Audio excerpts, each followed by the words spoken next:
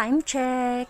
So may buntag sa tanan no. So karon ding buntaga guys, gusto namo mukhaon og ginataan nga puso. So kaway-kaway sa mga tao nga mahilig makaon ani especially diri sa probinsya no.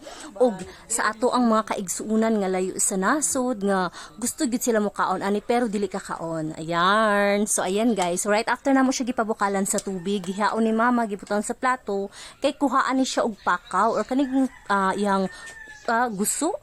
Ay, gusok ba ni siya? Basta pakaw, guys. Ayan. Right after, guys, gihiwa-hiwa siya, no? Muna siya, mga ricados, guys. Simplihan lang, no? At saluy, sibuyas dahon, ug bumbay. So, right after, guys, kupusan siya ni mama, ug ibutang na po siya sa limpyo nga kaldero.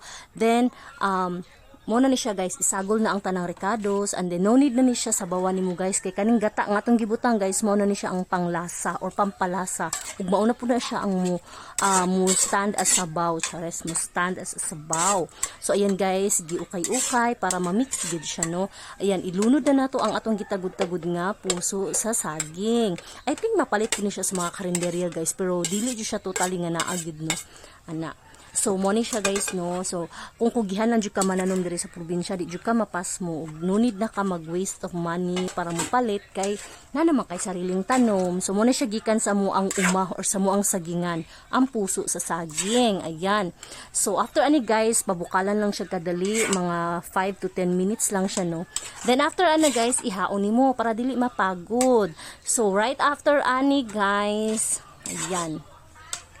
Gimix siya maayo guys ako ang mother. Ayan, luto na, ready to eat na.